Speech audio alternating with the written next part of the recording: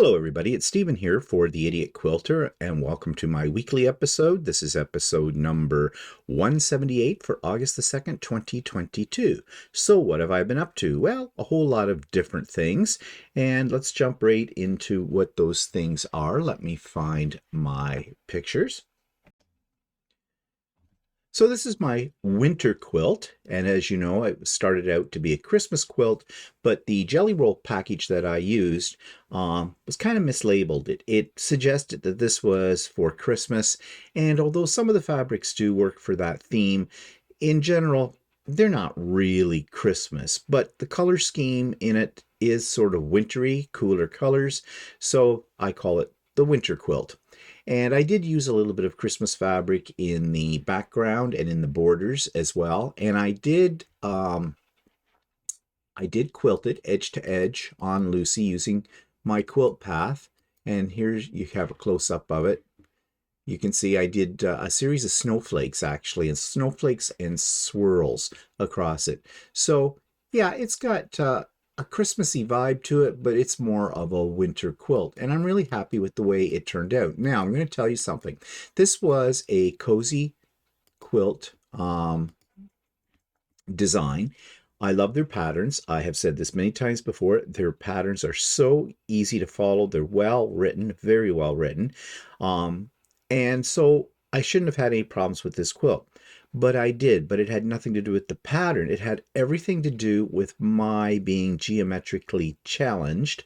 Well, let me tell you, each row of this, and a row is, let me see here, get my pointer up. I don't know if you can see that, but I'm talking about across here is a row, is made up of 6 panels.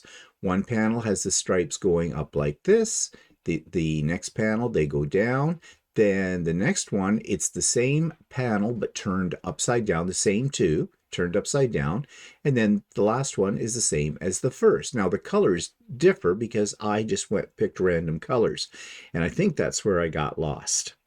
Because as I'm laying it out, it looks fine to me. I sew the rows together, then I look at it again and realize I've got something turned the wrong way. And I had to do a fair amount of ripping with each row. And I was getting very frustrated with this simply because in my mind, I was seeing something different. I don't know why. I really don't know why. So something that should have been pretty simple, and like you go to the second row, right? It's just the first row turned upside down. That's all it is. But again, I put in blocks the wrong way. But anyways, when I finally got it all sewn together, the top, before I added the borders, I laid it out on the floor and took a quick look at it. And something was wrong, but I couldn't figure out what it was. So I studied it very closely. Right down here in the bottom corner, left bottom corner, this strip panel, this block, I had put in upside down. Now, actually, it wasn't that noticeable. It was noticeable to me because I put it together. And I debated whether to rip it out because it meant I had to rip out 2 seams. I had to take the block right out, turn it around, put it back in. And although that is doable, it's a bit tedious. But I decided, nope, I'm not going to let this get me. I'm going to change it. And I did. And I'm glad that I did. I think somebody told me that you make a decision as to what you should rip out or not rip out does it make a difference to you? And it would have, because my eye would have gone to that spot every time I saw this quilt because I knew it was wrong. So I fixed it. And then I added the borders and I put it up on Lucy and got it all quilted. And so that worked out pretty good. Now, while I was quilting this, just as an aside, excuse me, frog in my throat. As I was quilting this, well, Lucy stopped.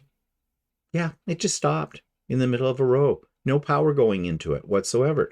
The computer part was still on, but of course, without the other part, that's useless. So I'm thinking, uh-oh, what's wrong? Did a plug come unplugged or what? So I checked it all out. Everything was plugged in. It was a fuse. Okay, Tracy at Whirls N Swirls, when we first got the machine, showed us how to change a fuse.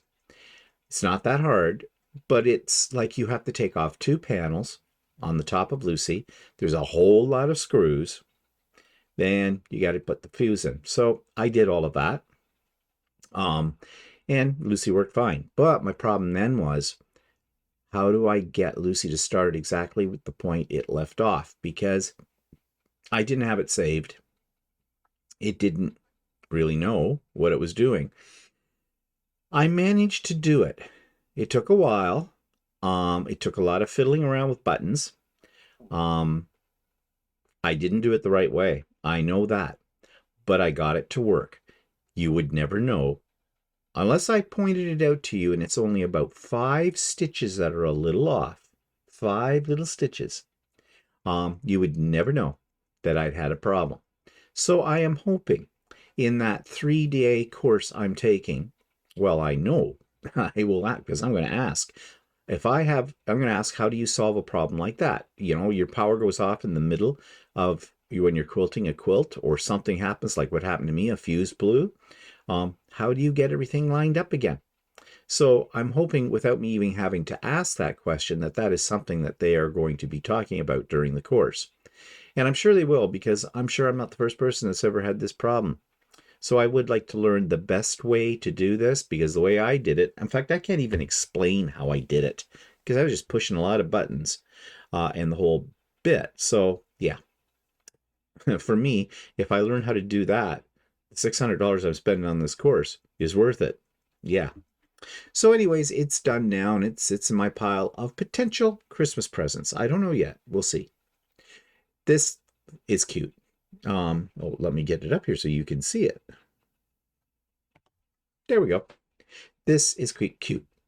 This is a in the hoop applique project. It's supposed to be a table runner. It's not done yet. Excuse me. It's just the top. I thought it was going to be a little bit longer than this. I should have really paid attention to the final measurements, because that would have told me. It's only about 24 inches by 12 inches or so. You can make it longer. You can make as many of those little panels in the center and match them up to each other as you want. I don't know if I'll make another one of these. It takes a little bit of time. It's cute, but it is time consuming. I'm going to finish it up probably today.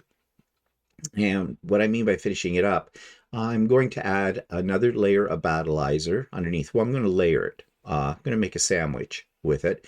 And then I'm going to do a little bit of walking foot quilting, I think, in the borders. I might put a little bit up in those silver white spaces.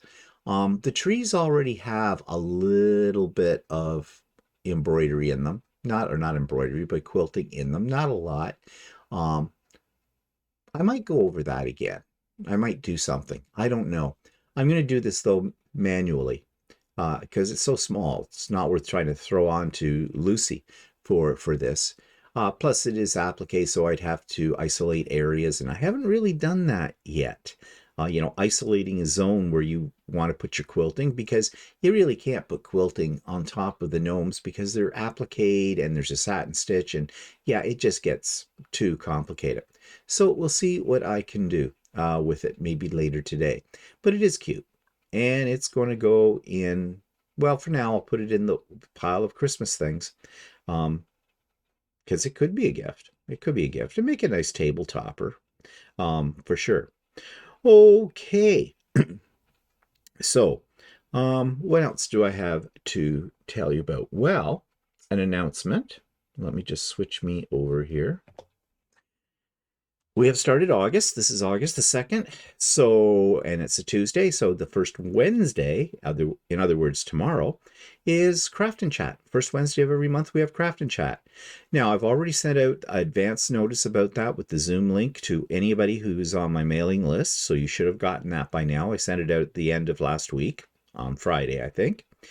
But don't despair. If you've never been to a Craft and Chat before and aren't on the mailing list, you are still welcome to come. And you will find all the details, the Zoom link and everything in my show notes for this video today, and for any videos I made last week as well. What do you do at a Craft and Chat if you've never been there? Exactly what it says. We craft, we chat. Bring a project. work on something, catch up on something. It doesn't matter what kind of project it is, anything from quilting to paper, uh, you name it. It's the time for you to relax in a no drama area. Maybe, learn a few things from other people, share a few ideas, show what you're working on if you wish, whatever. It's very free form, uh, very informal. And I always have a really great time. And I think everybody else that comes has a great time too. Friendly group. I have the regulars who come, but everybody is welcome. The more, the merrier. So consider it if you are available. So that's tomorrow, Wednesday, August the 3rd, starting at 1 p.m. Eastern Standard Time. And we go for about 3 hours. We stop in around 4 p.m. or so. So yeah, hope to see you there. Okay. So a few other things to show you as well. I did a little shopping. Of course I did. And I had to have some more Halloween fabric. Now, later in the episode today, I will be reviewing a quilt store online called the Quilters Barn and Gifts. And while I was reviewing it, I've never bought anything from this particular online store before. In fact, until I did the review, I didn't know they existed. And I was checking out during the review, and I came upon these Halloween fabrics. And of course, you know why I was attracted to it. There are gnomes. There's a gnome cat. There's a gnome lady. There's a gnome man in it. It's just gnomey fun. So you knew I had to have it. And I bought it in both the light and the dark wave. And then I got some complementary fabrics that are from that same line. And I have it. I think it might be Northcott, but I'm not particularly sure. But there it is. Pumpkins and some moons and stars on purple. This is the only type of quilting that I will do when it's got novelty things on it, really. Usually my quilts do not feature any novelty fabrics, but Halloween screams out for novelty fabrics, doesn't it? Christmas does too, to a certain extent, but nothing says fun like Halloween fabrics. So these are fun, and I bought 2 meters of each. And now that fills out for this year my Halloween fabric stash. And I have found a pattern that I want to do. So yeah, I'm getting ready to do that, get things cut up today for that. And I'm hoping I'll be able to start sewing or piecing it tomorrow during Craft and Chat. Of course, I went to Ultimate Sewing on the weekend. They had their Halloween fabric and some Christmas out. So I had to check it out. So, yep, I saw 2 more fabrics I really like for Halloween. The one with the cats and the pumpkins on it, I've had that one before. And I really like it too. So I picked up, I only have a little of that left. So I picked up another 2 meters of that and 2 meters of the spidery background. On the other side, you'll see 3 Christmassy fabrics that I purchased as well.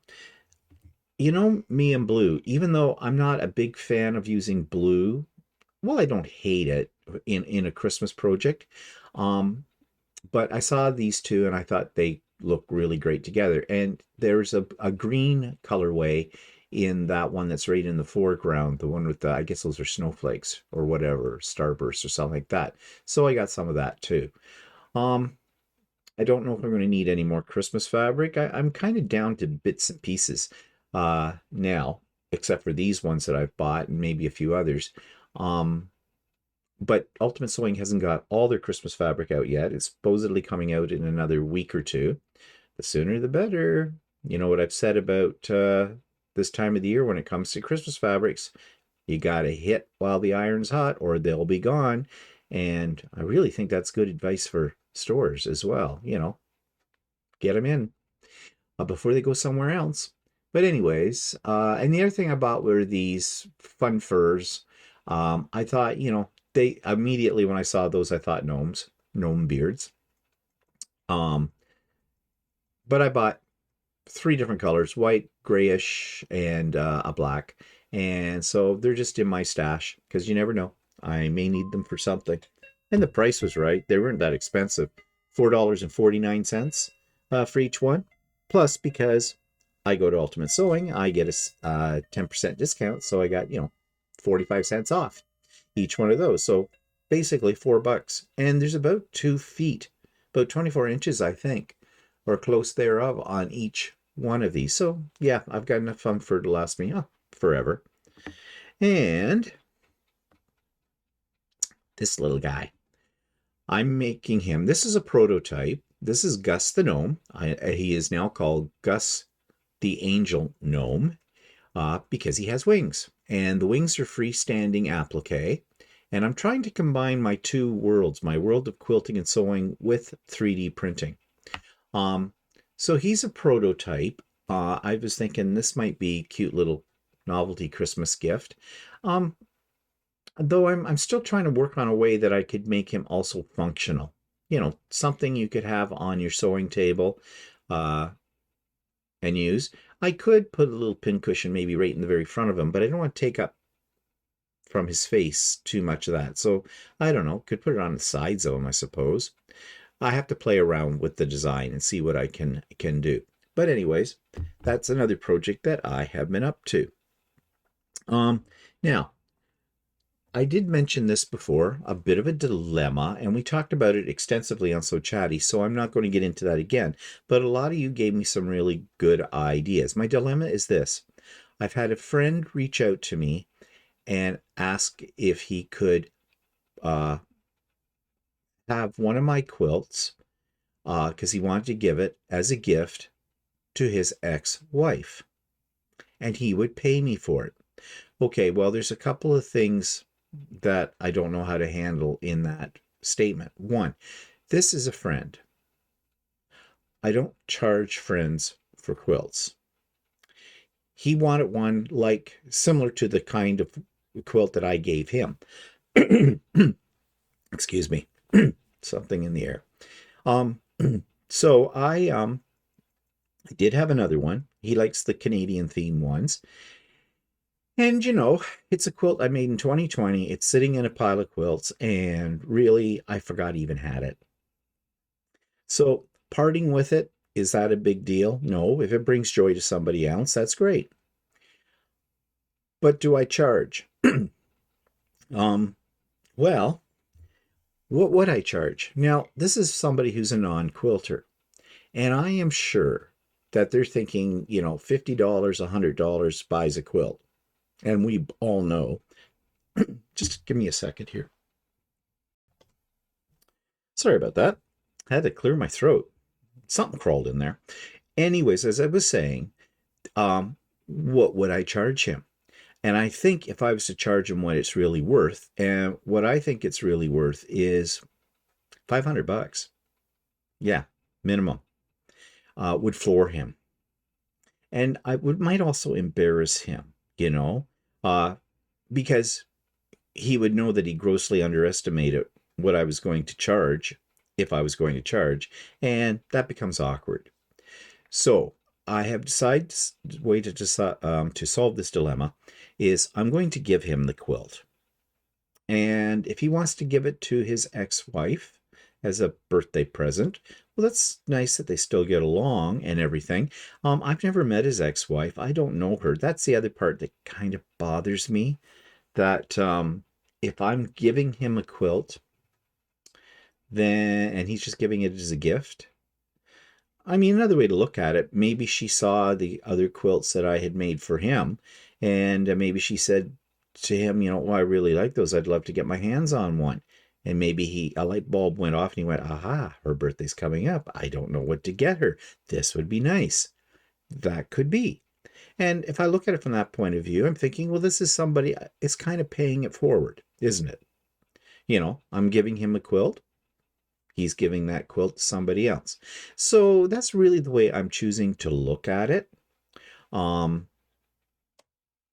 And yeah, I think I solved the dilemma. But I had mentioned this on So Chatty, and several of you gave me some very helpful advice and suggestions, and I thank you for that, because you made me think of this in a slightly different way, and that's what I was looking for. Okay, so moving on. I have done a video about how I bind my quilts. Now, when I first got into quilting, binding was a real pain in the butt. I didn't do it well. I watched a whole bunch of different YouTube videos about how to bind a quilt. And you know, there's a lot of information out there. Some of it conflicts. Some of it tells you cuts binding strips are 2.5 inches, others say 2.25. Some say you're supposed to sew the raw edges to the raw edge and sew on the top of the quilt, then bring it with your sewing machine, then bring it to the back and hand sew it. Some say you machine sew it on the back, bring it to the front, and machine sew it down there. And there's lots of ways. And then there's the corners. How do you miter the corners and things like that? So for someone who's a novice in quilting, that can be one of the things in quilting that could put you off. But I did figure it out over time, and with practice you get better. And now I have a couple of tips and tricks of my own that work for me. Now, is there an absolute right way? No, there is not. It's whatever works for you. And in this video tutorial, I am showing you what works for me. So I have posted that already on the YouTube channel, on my YouTube channel, but here's a little teaser for that video. So when I do machine binding, I start on the back side of the quilt, and I've already made my binding, and I think I have another video up showing you how I make binding. And I just roll it out. Now I have a lot more binding here that I'm going to need, but that's okay. I'd rather have too much, because there's nothing worse than getting almost to the end of binding your quilt and you don't have enough binding. Ask me how I know. So I'm going to start about the midway along one side, and I'm going to leave a tail, and I'm going to use my Wonder Clips. Now you could pin it. I like to use Wonder Clips. They're easy and they keep things nice and straight. So I'm putting the raw edge of my binding up against the raw edge of the back of the quilt. And I'm just going to clip all the way down. So that brings me now to Subscribers Quilt of the Week. This comes from somebody who is no stranger to the Idiot Quilter. We have seen many of her lovely creations in the past, and that's Yvonne McKenzie. And here's just another sample of her fine work. This week's Subscribers Quilt comes from Yvonne McKenzie, and I've seen some of her work before. I've shown it on here on the channel, and it's all very, very lovely. But this one is spectacular. Yvonne says, "Hi, Stephen. I made this bed runner for a friend that moved to Nanaimo. It's called Dreamcatcher, and it's 90 by 24 applique." Well, this is a stunning looking bed runner. The applique leaves are just gorgeous. So let's see if we can do a little bit of a close-up, shall we, on those to really appreciate them. So let's see here. Maybe get a little closer. Little closer, little closer, little closer. Yeah, there we go.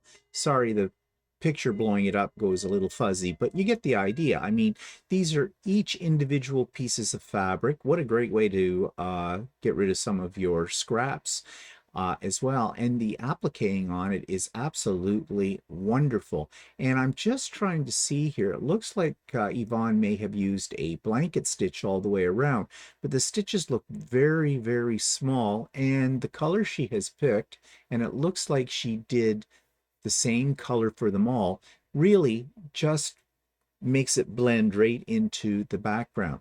And the quilting on this looks like an overall stippling design is wonderful as well. Now I'm wondering if Yvonne did this on a long arm or had somebody do it, or if she did it in her own domestic machine. Either way, it looks great for this bed runner, and the whole background and the quilting just sets off those leaves as the center of attention, which I think that would be the intent for this. So thank you, Yvonne, so much for sending me this picture. It is a wonderful bed runner, and you should be very proud of it. And I hope the person you gave it to really appreciates it.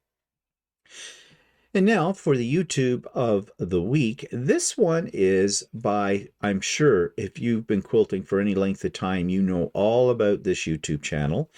It's for a store called So Yeah that's out in Las Vegas. And what I'm showing you today is just talking a little bit about a video they put up showing their brand new facility. And it's incredible. So here's my review of that. I'm sure most people who surf YouTube and looking for quilting videos are familiar with the So Yeah guys. They have a store in Las Vegas and they are famous for their Saturday night D-stash where they have a lot of sales on all the time. I would dearly love to order things from So Yeah, but again, that has to come from Las Vegas to me in Ontario, Canada, and shipping is probably phenomenal in expense. However, I do like watching their videos, and recently they just opened a brand new store. Now, their original store was huge. However, this new store is just phenomenally huge. And if I ever go to Las Vegas again, I've been there a couple of times, I will definitely be looking up their store because I think it would be something just mind-blowing to visit. But in this particular video that I'm highlighting this week, they show you what the new store looks like inside. And as I said, you're going to be astounded by the size of this place. It's just got to be a quilter's dream. So possibly this to actually visit this store is on my bucket list along with Missouri Star Quilt and Sisters in Oregon as well. So yeah, if you want to have your mind blown, if you want to drool over a quilt store, then this is the video you need to check out. And if you're interested in seeing more of that YouTube channel, that video, and checking out the channel as well, if you've never gone to So Yeah, there's a link for that in the show notes. Okay, that takes me to future projects on my vision board. And a pattern that I want to do very soon is called Fat Quarter Friendly Quilts. Actually, it's not a pattern, it is a book of patterns. Fat Quarter Friendly Quilts by Annie's Quilts, full of ideas for using up your fat quarters. And a lot of people enjoy using fat quarters in their quilts because there's less cutting, less fabric really to have to, when you have to cut it, to manipulate on your cutting table. But anyways, here is my review of that book. Recently, I bought this book called Fat Quarter Friendly Quilts by Annie's Quilting. And the reason I got this book is because if you remember way back last Christmas, Walter bought me a huge box of very beautiful fat quarters that I have yet to find a quilt pattern that is worthy of these fat quarters. So I saw this book and I can't remember where I purchased it. I did buy it in a quilt store, and I decided that this might be a good investment. Now it has 12, it says fun projects from table runners to bed quilts. And the one that really caught my eye right off the bat when I started looking through this book and why I bought it was this, the Feathered Star. I love stars, as you know, and I thought this would be a magnificent quilt for showing off the colorways in this box of fat quarters that Walter got me. But as I looked through the book further, there were a lot of other patterns that really did catch my attention. Now, I can't show them all to you here, and what I am showing you is the Amazon version of this book. And this is on Amazon.ca, and you can see it's not that expensive. In Canadian dollars, it's $11.87. I have a link for this for the Amazon.ca site in the show notes, but you can probably find this on Amazon.com as well if you're American. But that's another one that it really grabs my attention. Now, I'm not fond of the colors in this particular pattern, but I wouldn't be using those colors.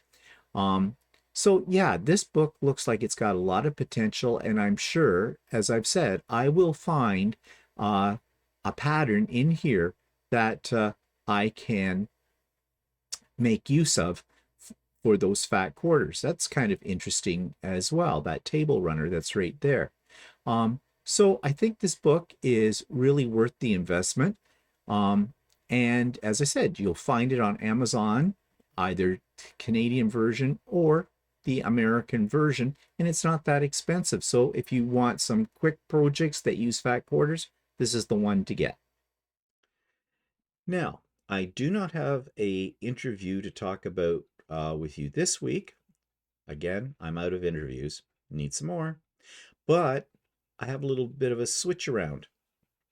This week, this past week, I was interviewed myself. I was on the other end of the interview. I was the interviewee.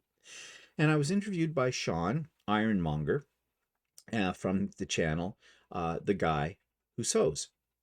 And I have interviewed Sean in the past, back a couple of months ago, and you'll find it on there. And you may want to check out his YouTube channel, which is The Guy Who Sews. Just put that in, you'll find it easy enough. Sean's a great guy. He is an Aussie that lives in the United States, and he makes some really cool quilts.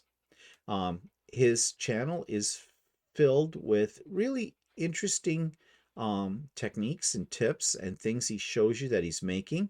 I love his week in review, where he shows everything he's been working on that week, but in fast motion. He makes short videos, so they're very consumable little chunks of information. So if you've never checked out The Guy Who Sews, please do and check it out. But I had a great time being interviewed by Sean. It was kind of fun to be on the other end, and he used many of the questions that I ask my interviewees, and I've never really thought about what it might be asked to have one of those questions asked to me. So that really gave me a little insight on that, which I can bring to future interviews that I conduct. So anyways, you can see the full interview over on Sean's YouTube channel. I have a link for it in the show notes below, but here's just a little taste of the interview. My memorable ones? Well, I think my most memorable one is with Kate from the last homely house. I never thought I was actually gobsmacked when she agreed to do it. Actually, what she agreed to do is I have a retreat twice a year, a free retreat, and I asked different people to come and speak at it as well. And we work, all day long on whatever we're working on, like you usually do in a retreat. And one of my subscribers said, when I was looking for presenters this past spring, he said, "Why don't you contact Kate of the last homely house?" And I said, "She has over like 100,000 viewers. Everybody knows Kate. I mean, no, she's not going to want to come on to my retreat and be interviewed." And he says, "I have her personal email address," because he had bought a quilt from her and he went and picked it up. And that met her and said, "She's a lovely lady." So I thought, what the heck? Well, she said she'd most love to do that and be at the retreat. And that is the interview I've had the most views on. I've had, I think, to date now over 27,000 views, and that only happened in April when such a wonderful person. So that one will always stand out as my absolute favorite interview because of the combination. And that brings me to the online fabric store, quilting store of the week. And I've already mentioned this because I bought some of those Halloween fabrics with the gnomes on it from this site. It's called Quilters Barn and Gifts. Now, one thing right off the bat, in the video, for some reason, I got the location mixed up. I said that they were south of London, Ontario. They are not. They are south of Ottawa, Ontario. So sorry for the confusion. But, well, watch the video and you'll see why I'm fairly impressed with this company. This week's online quilt store is one that's located in Russell, Ontario, and I'm not absolutely sure where Russell, Ontario is. So maybe later on when we look in their contact section, we can find out exactly where that is in relationship to where I live. But in the meantime, let's take a look at their home page. So they have a slideshow showing what they have. They say quilting and craft supplies. So I wonder if that means they sell other things beyond fabric, although these pictures of their store inside look like they have a really great selection of fabrics, but we shall see. So they have a kit, a panel, prints, so just a little glimpse of what they have. Seasonal favorites. Ooh, they've got their Christmas stuff in, and look at that, gnomes. May have to check that out further. Okay, so they do have a brick and mortar store, and there it is, a picture of it.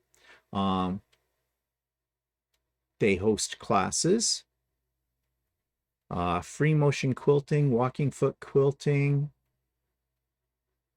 These look like some of their classes. They haven't announced yet when they're having those, and they have other classes as well.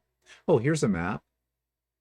So they are okay. They looks like they are a little bit in the towards the London area of Ontario. Um, yeah, they look like they're north of St. Thomas. So that's a little ways out, but maybe worth the drive to check them out. So, okay. And their store hours. Um, okay, they tell you when they're closed. And okay, Tuesdays to Fridays, 9:30 to 5, Saturday, 9:30 to 4, and they're closed on Mondays and Sundays. So pretty much the usual kind of hours for a quilt store. All right, let's get into it. Let's check out their fabric. So let's see, shop.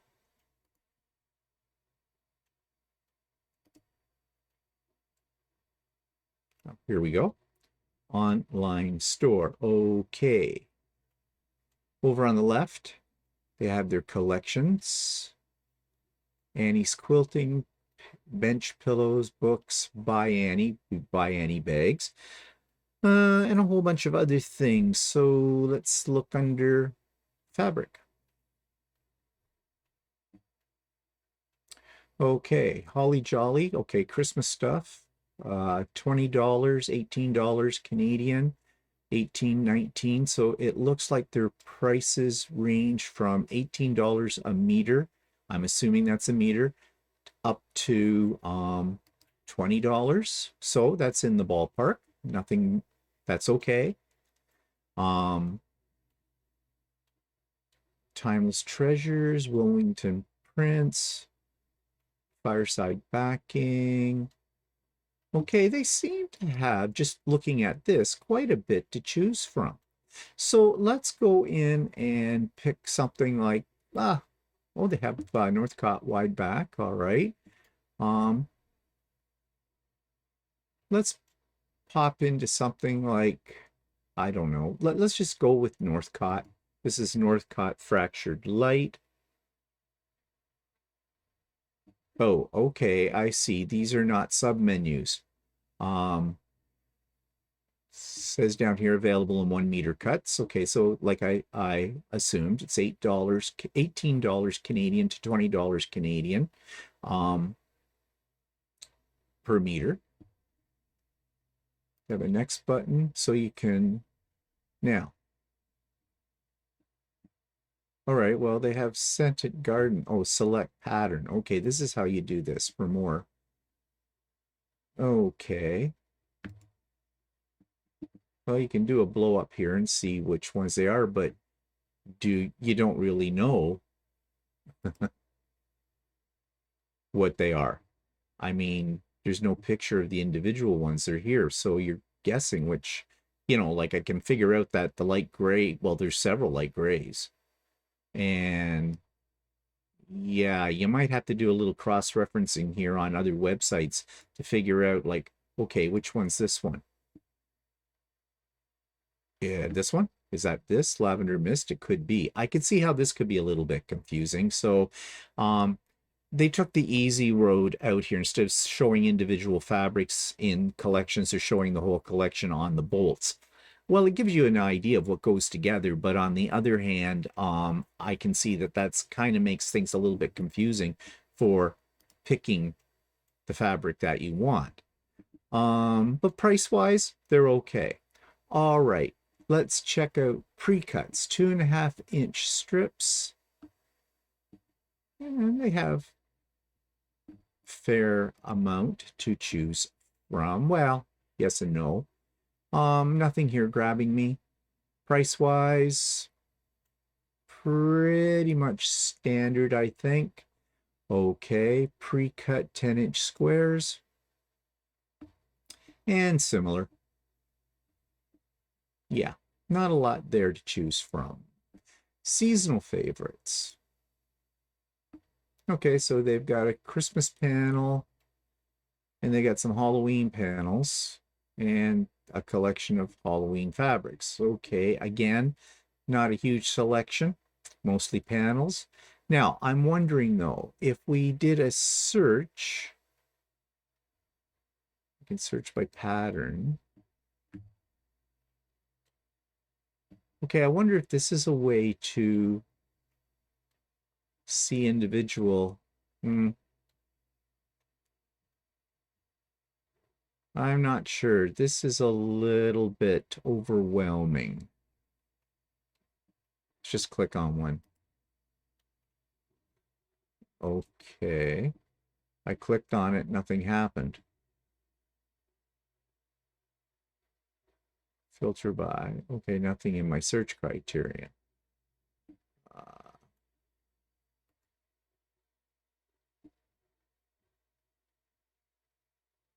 Okay, what am I doing wrong?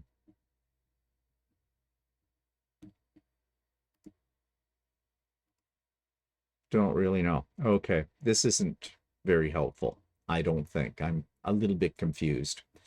Okay, so what else can we look for in their shop?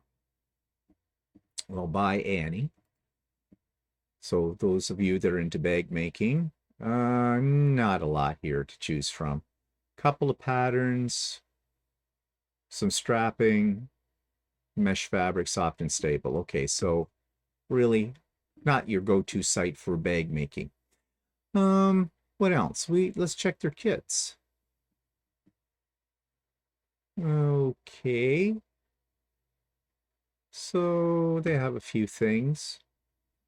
Nothing here really grabbing me. Some table runners. A lot of them seem to feature panels in the kits as well, although that's not unusual. Okay, notions. Yeah, okay. Lots of the usual kind of things in here. Rulers, standard pricing. Yep, okay. So there's lots of notions. Now, let's check their patterns. And what do we have here?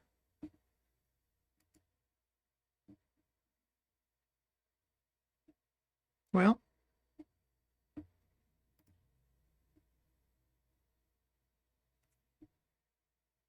they seem to have a fair number of patterns to choose from.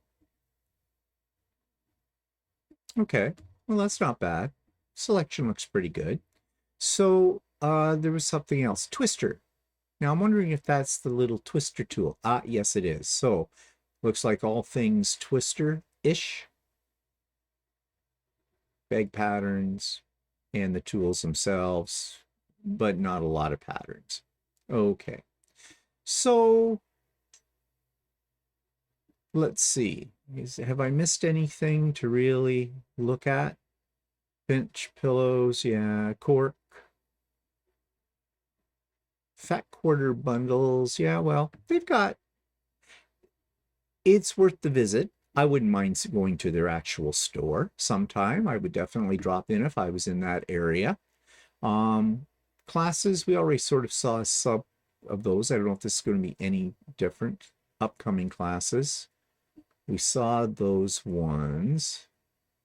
They're to be announced. And then they're showing classes. They need to update this because what's the point of showing classes that have already happened? Yeah. So now wait, if you go into the details, maybe they offer a kit.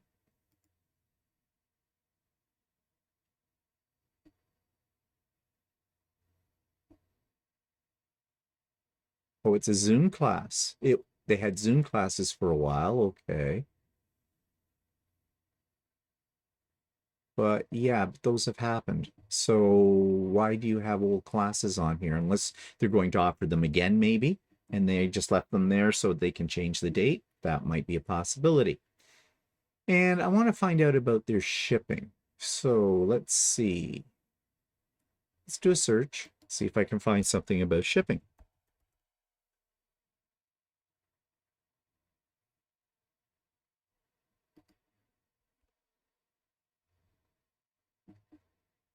Hmm.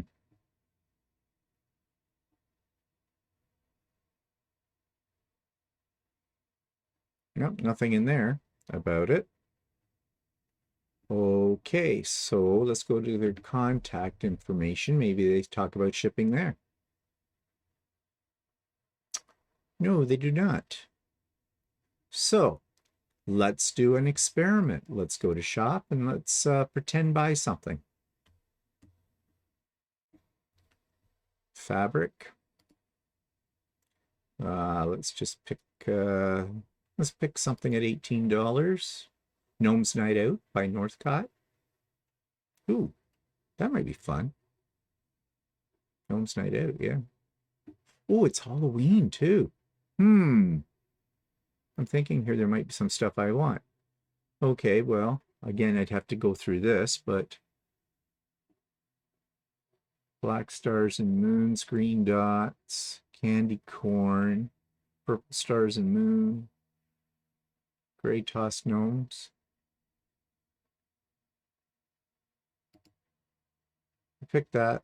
Let's pick 2 meters of that, shall we? Add to cart. Okay. Oops. And there's my cart. I don't want 4. 2. Okay. View cart.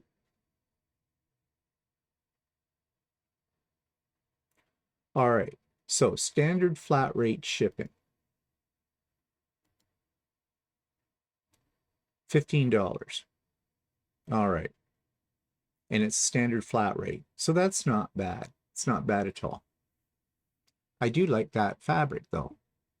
I may have to order some of that. Well, we'll cancel out of that for the moment.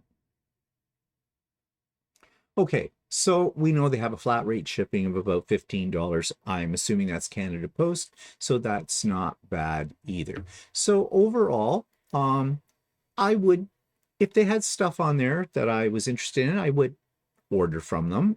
They've got that Halloween line from Northcott, which I'm kind of interested in, so I might actually order that. I don't know, we'll see. And they do have a brick and mortar store, so if I was in Russell area, which is about north of St. Thomas, in and around the London area, I would definitely drop into their store to check it out because it looks, from their pictures anyways, I know they're a little staged, but it looks like a great store, and it looks like they've got a good selection of fabric in the store, which they may have more in the store than they have online. I don't know. So that's Quilters, Barn, and Gifts. So that brings me to the end of this week's episode. Thank you for joining me. Remember, Craft and Chat tomorrow, Wednesday, August the 3rd, 2022, starting at 1 p.m. Eastern Standard Time. All the details are in the show notes below. And so I hope to see you then. And if I don't see you then, I hope to see you next week. So have a great week. Go out and create something beautiful for yourself. Bye for now.